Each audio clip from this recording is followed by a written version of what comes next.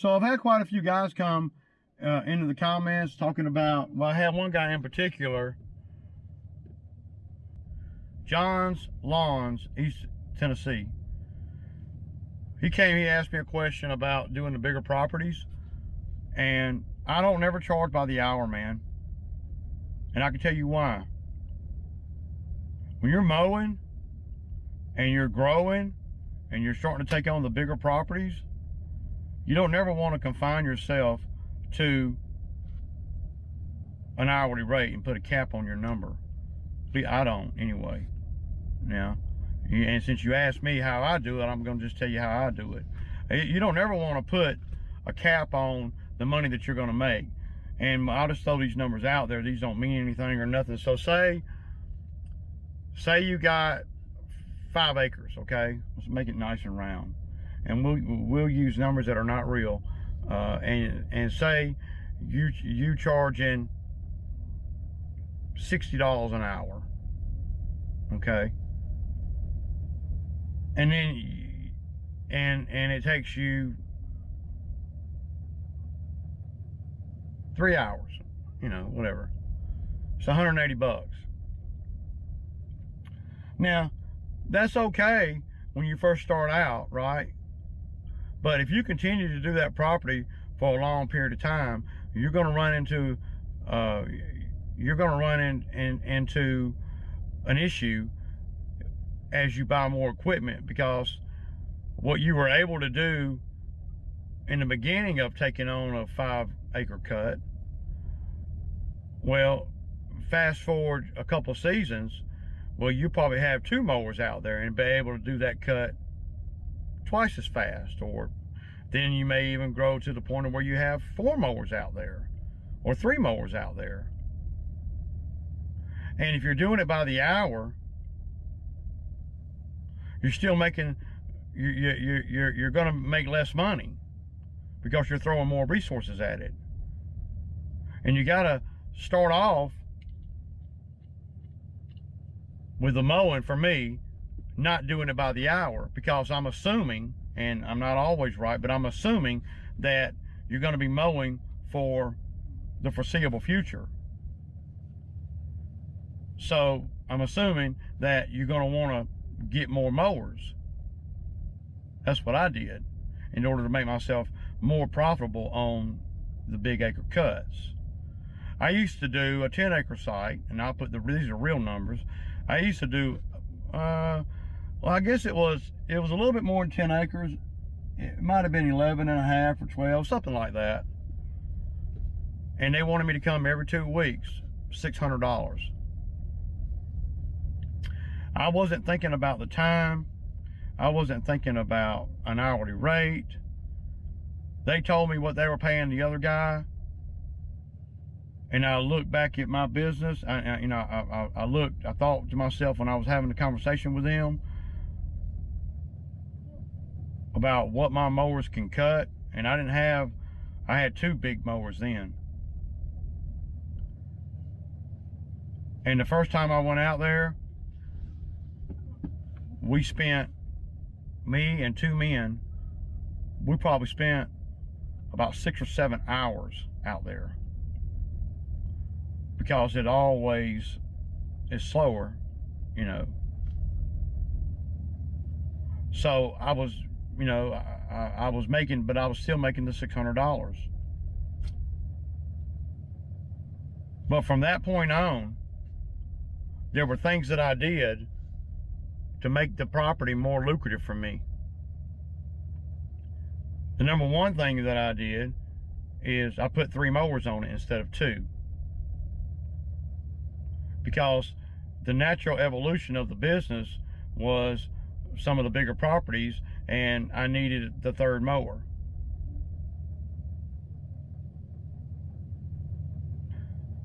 So that's when I bought the 72-inch Exmark, the old 72-inch I had. I sold it, but that was a game changer when it comes to doing that $600 property. So the first time I cut that property, we were there about 7 hours or so 3 guys, me and 2 guys.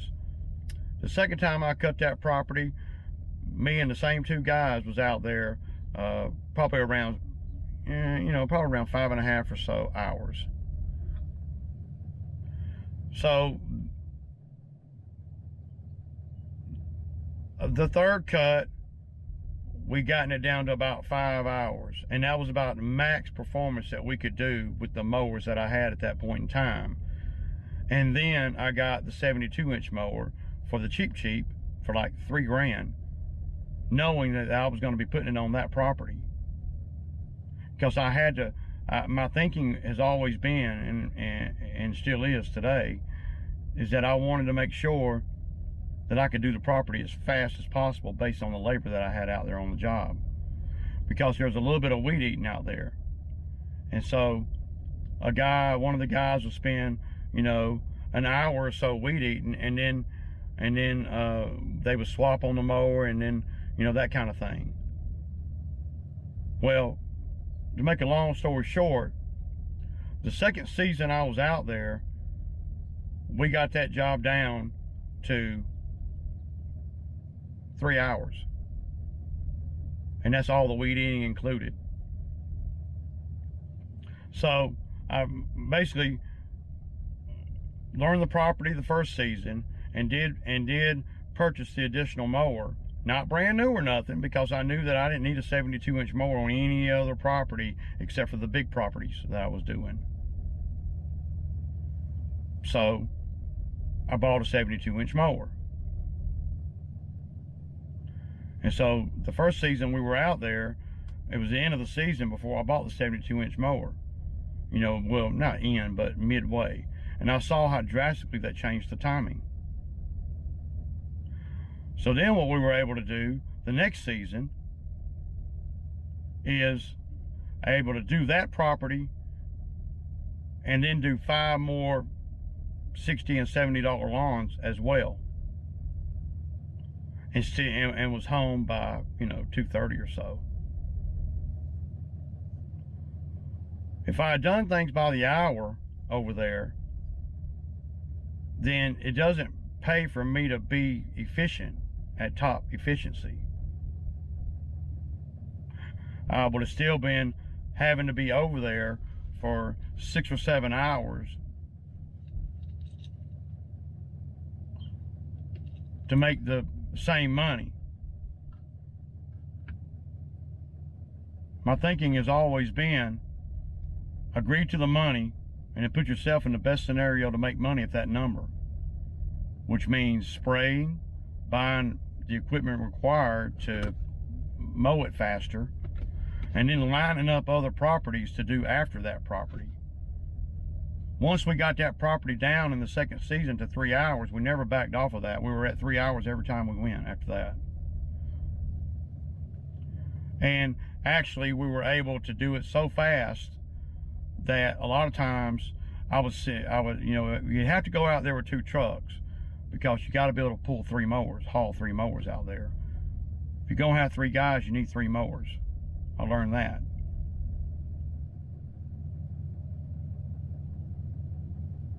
Then what we did is I sprayed, minimizing the weed eating. That saved us an hour there. Not only did it save us an hour of a man weed eating, but that hour that man was on a lawnmower, a high efficiency lawnmower, cutting instead of weed eating. So we were getting done fast. So the day that we go out there and do that big $600 cut, which is every 2 weeks, we ended up doing, at the end, after we left there, we ended up doing a $100 lawn, another $100 lawn, and a couple of $50 or $60 lawns. So we would turn that 600 into $1 grand and be home by 2:30 or 3. And of course I routed it accordingly. We'd go out there and do that big cut first, and then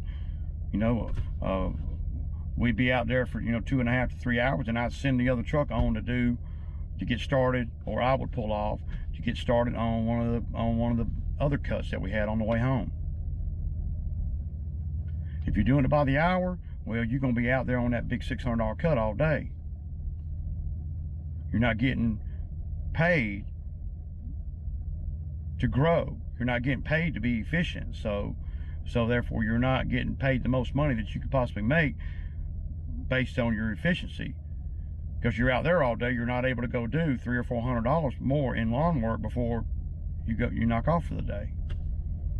And I know there are guys that come in that say, well, you just work longer. Why would I want to work longer and make the same money? I don't want to. I want to be at peak performance out here, peak efficiency out here when we're cutting the big cuts. And that's why I have so many mowers. And anybody that's been in business for a while should know that if a mower goes down, you got to be able to continue on when you got the big cuts. So if I had one lawnmower, I would never be able to do the big lucrative cuts. I can make a living, but you know, I wouldn't be able to do everything that I can do if I got 2 or 3 mowers. And then if a mower goes down, what do you do if a mower goes down? Say you're on a 6-acre, 10-acre cut, and you don't have and all you got is a 52-inch old mower and a walk behind belt driven mower, 36-inch or whatever. Do you think that I'm going to stand on a walk behind mower doing 10 acres or whatever? And then say you got to put the mower in the shop. You don't have that mower.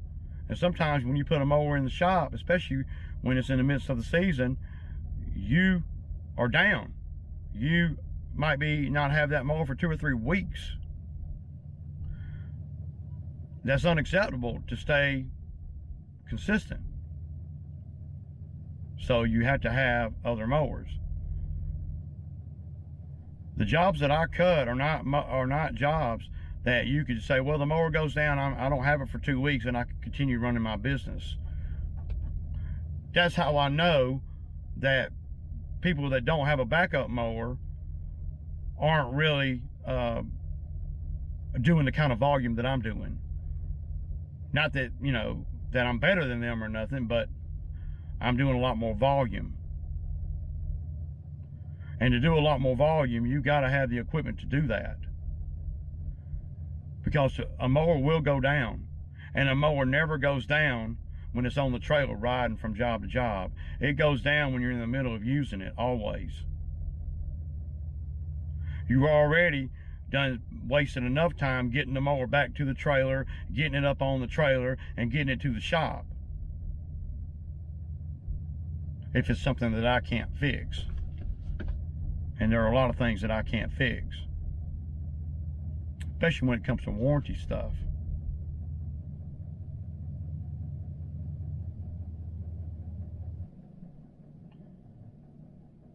You don't want to put yourself in a spot where you're taking on great big properties, your mower goes down, and then you can't do the big properties. And then either you lose the account, or you're over there with subpar equipment and you're not making any money, which is negating all the other work that you may have lined up for that day based on the equipment that you had the week previous before one of your mowers went down. See, I never missed a beat over there on that particular cut. Never missed a beat.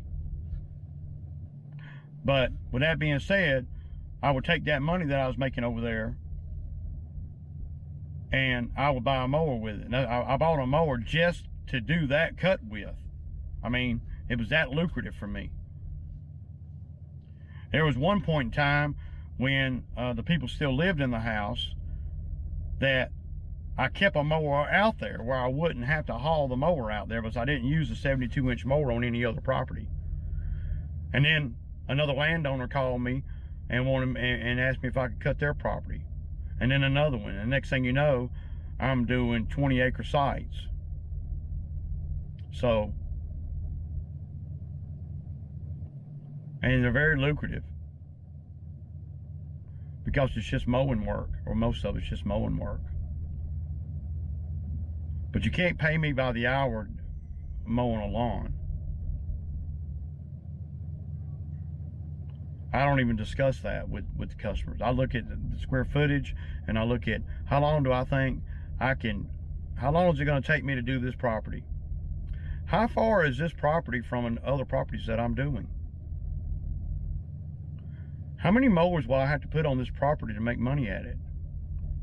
And keep the number very competitive where can't nobody else come in there and really undercut me. Not because I'm so much better than them, but because they don't have the mowers that I got and as many as I'm willing to throw at that property based on the size of that property and 4 or 5 other properties that I'm doing on the way home that day. That affects the number. So I don't do things by the hour, man. I'm gonna do it by the acre before I do it by the hour.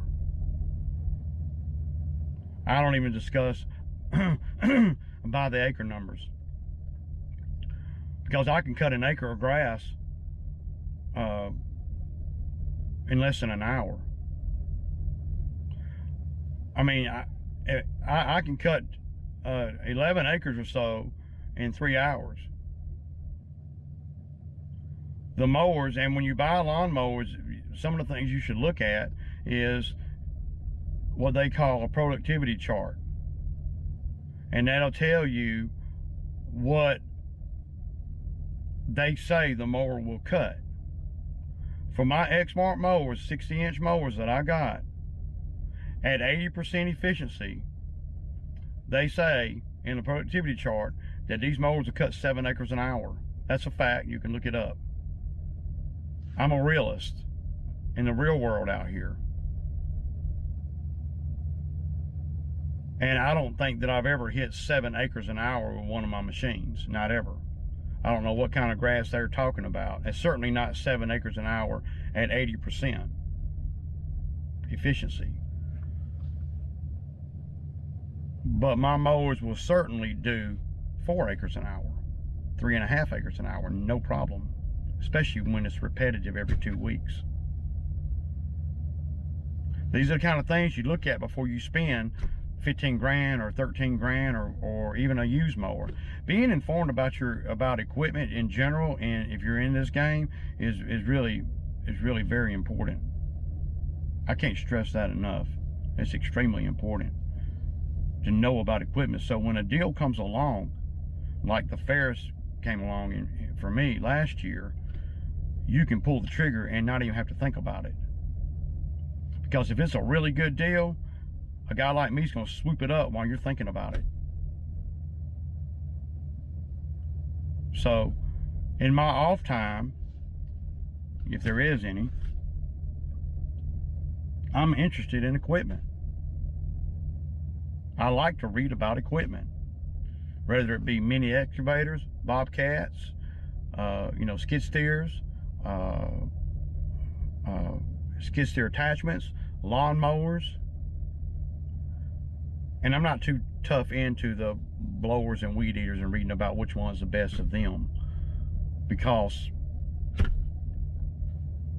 it's not worthy of my time. I'd rather spend my time researching and reading about mowers and the bigger stuff, the things that really cost, the things that really have a good return. A blower, you get a BR 700 steel blower or a BR 800 steel blower, you got more than enough to do any properties that I do. Matter of fact, during the summer here where I'm at, yeah, I could actually run this business without a backpack blower. Not ideal all the time, but a lot of the times in the heat of the summer, from middle of June to middle of August, I could run it with just a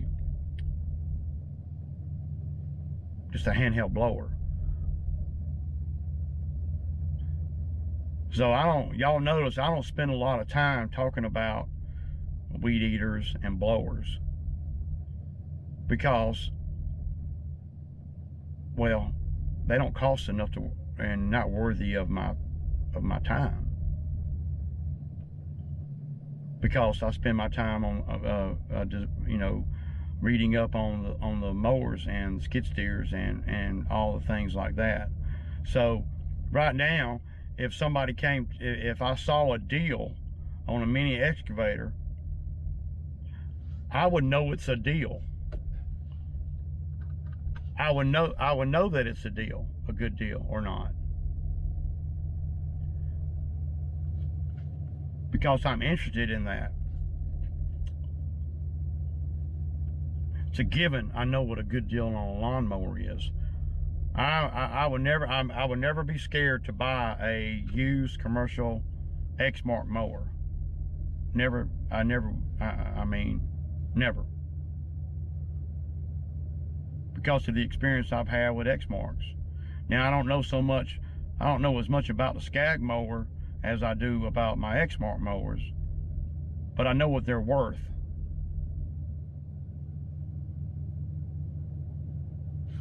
You know, you got to know what equipment's worth to know if you're getting a deal or not.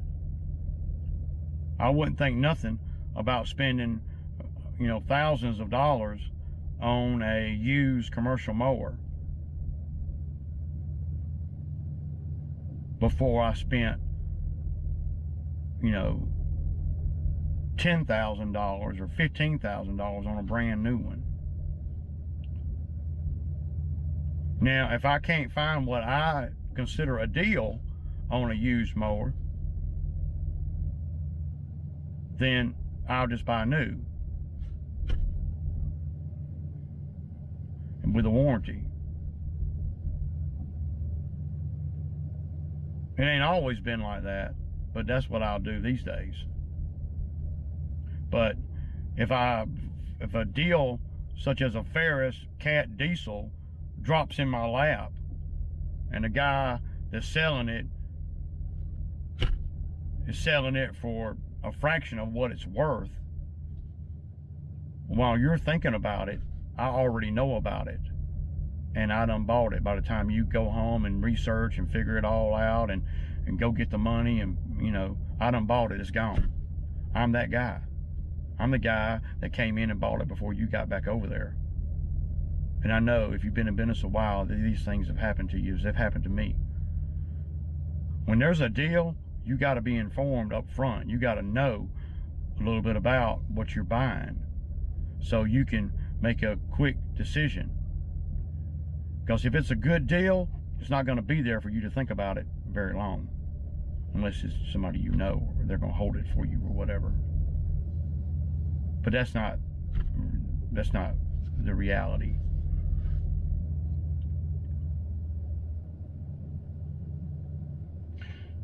So yeah, I just kind of wanted, I know I'm kind of on a rant here and all over the place, but I just kind of wanted to let you guys know the thinking process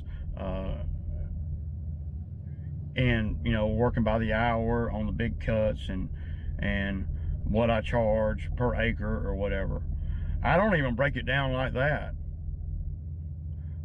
Now, not to the customer. There's so many factors you got to look at. You can't just say, I'm going to charge $60 an acre. I mean, you can, but you might be shortchanging yourself. Especially if it's far away or any of those kind of things.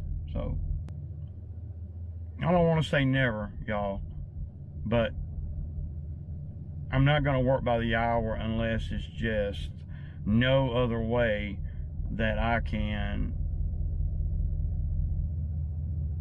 see how long it's going to take. I don't work by the hour. A couple of things that'll make you work by the hour, especially when you're new in the game, is how much work do you have? Is your workflow enough to where you don't have to take on a job where you're working by the hour? And then a lot of times, especially with skid steer, being pretty new in that, I roll the dice on myself and what I know the machine can do. I can go on one job and I can make $1,000 in 2.5 hours. I can go on another job and I can make $1,100 in 6 hours.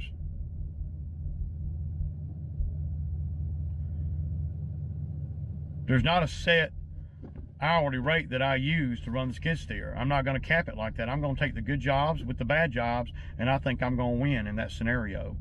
And I'm definitely going to learn what jobs are a little more lucrative than others. If you do everything by the hour, then it doesn't pay to be efficient. If you do everything by the hour, then it doesn't pay to learn from your mistakes and evolve. It doesn't pay, because you got to be there 6 or 7 hours to make the money that I can go and do it. If I don't do it by the hour, I can make the same money, and I can be gone in 3 hours or so. And while you're spending them other 3 hours there, I'm doing $400 more worth of work somewhere else on the way home. So you'll be out there at that one job all day long to get to the $600. I'll be out there a half a day, and I'll do more work somewhere else. You'll be out there the whole day, and then the next day you're spending doing the work that I did the day before, because you got to be out there so long in order to make the $600, because you're doing it by the hour. Don't do it, man. Gamble on yourself.